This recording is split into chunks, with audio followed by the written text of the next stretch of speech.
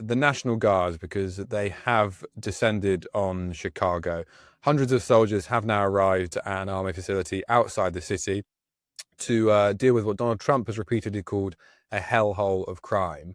Now, President Trump today also called for Chicago Mayor Brandon Johnson and Illinois Governor J.B. Pritzker to be sent to jail, claiming they failed to protect ICE officers.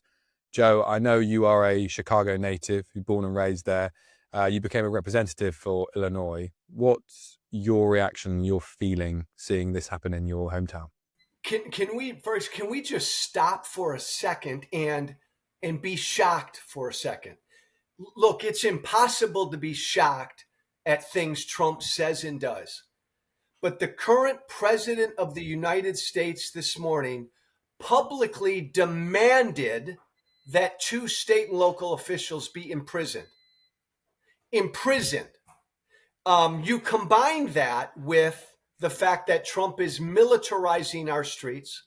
Combine that with the fact that he's trying to make America into a police state. I call Trump a fascist because I believe he's a fascist. A lot of people give me grief for that. What is this but not fascism? I mean, really, what is this? And we can't normalize what he's doing. I think people around the world need to understand that this is not normal in America. Presidents, we do not put the military on our streets. Our founders rebelled against this. Our military has nothing to do with law enforcement. Only in extreme emergencies can a president federalize National Guard members. Trump's making up a bunch of stuff. This is not normal, and it's really dangerous. I guess the issue with the fascism question, in terms of sort of the definition, I guess people would go back and say, well, it's not yet, it's not a single party state.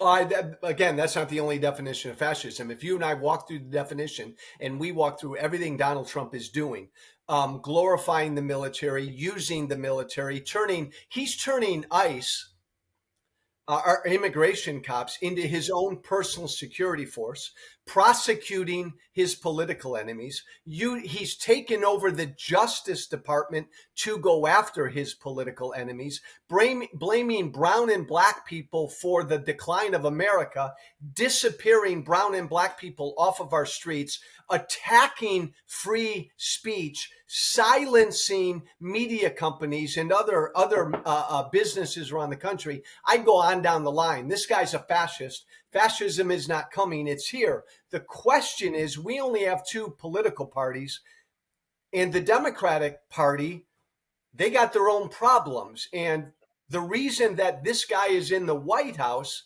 is because the Democratic Party was utterly out of touch. Do you have faith in the Democratic Party in the midterms next year? That's such a great question, First. I'll answer it like this. Do I have faith that we'll have midterms next year? No, I don't. And I want to be really serious. And none of this, by the way, is hyperbole. I think what Trump is doing with his military takeover, his attempted military takeover, is he wants to create violence. He wants violence because he somehow wants to stop the midterms from happening. He wants to declare martial law or whatever and stop the midterms from happening, or cause so much havoc that the midterms are really messed up. You'll notice that he wants to put troops in Democratic parts of America. Again, he doesn't want brown and black people voting. So I'm not convinced the midterms will happen. And I'm worried that the Democrats, I'm a new Democrat, only been one for 4 months. I'm worried that my political party will not get their act together. So how are you making the link with what's happening right now with sort of the National Guard going to cities around the country and this fear that you think that then might link to the midterms not happening? Well, and as has already been demonstrated, Trump doesn't want to stop with the National Guard. Remember, 2 months ago, he sent the Marines as well to Los Angeles. And he very publicly said, I'm going to send the military into blue cities and blue states. A president can only do this, the Insurrection Act of 1807, if there's open rebellion or an open insurrection in the country. None of that's going on right now. Donald Trump stood in front of the American people 3 days ago, Fergus, and he said Portland was burning to the ground. Burning to the ground. That's an easy lie to disprove. He called Chicago a war zone. So what's he doing? He knows there's not violence now and unrest. The presence of the military, he believes, will provoke violence and unrest. I need to remind everybody listening to us that Donald Trump wanted January 6th to happen. He wanted the violence of January 6th. He wanted the Capitol rioted. He wanted the election overthrown. He's doing the same thing here. He wants to plant that seed that, oh my God, these cities where Democrats vote are super violent. We need the military. So when he puts the military out there, his voters will believe he has to do it. But it will all go toward intimidating Democrats from voting. You mentioned the Insurrection Act there, the 1807 Act. I think it was last used during the LA riots in 1992. This is one of those things, because I believe even during his first term, it was something that he threatened to do. Is this one of those things that Donald Trump consistently says and doesn't deliver on, or do you think he is gearing up to use it? Fergus, that's such a great question. And this is what makes me so sad about this era we live in, because we've so normalized Trump. Like, if any other president of the United States publicly said that governor and that mayor should be in jail, oh my God, it's all we'd be talking about. There'd be impeachment proceedings. But you know what, Fergus? We say that's just Trump.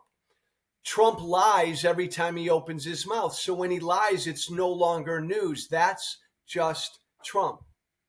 What we know is Trump's done it before. He's incited violence before. I think he does want to do it. You mentioned his first term. There were protests in Washington, D.C. in his first term. Trump ordered his Secretary of Defense to tell the military to fire on those protesters. His Secretary of Defense said, no, sir, we can't do that. Pete Hegseth, I think he's like 17 years old. He's not going to defy a Trump order. He'll do exactly what Trump tells him to do. Donald Trump, Fergus, stood in front of 800 generals last week, and he was like preparing them for war against the American people. So, yeah, I think we need to take it really seriously. He did.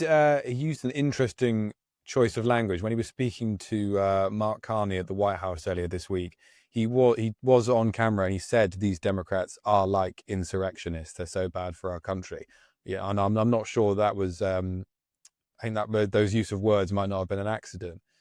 But I just wanted to ask that he's threatened to use it before, like I mentioned. But is there an argument that he doesn't actually even need to? He's about to send the Guard into Chicago. He's already done it in LA and DC. Can I just stop one? Because this is really, really important. So, like I say, Trump's a strong man. He's a fascist. One of the reasons he's able to do this, be lawless and do all the things that dictators do, is because we do not have a Congress. Again, world reminder, we don't have an independent Congress right now. So the only thing trying to stop Trump is the courts. Trump's use of the National Guard in L.A. Ruled unconstitutional by a judge. Right now, a federal judge said it's unconstitutional for him to send troops to Portland. Tomorrow, there'll be a hearing in front of a judge on whether Trump can send National Guard troops to Chicago. Again, I know you know this. Our audience needs to understand the president does not command the National Guard in America. Each of the governors do. That's what's being tested right now in court.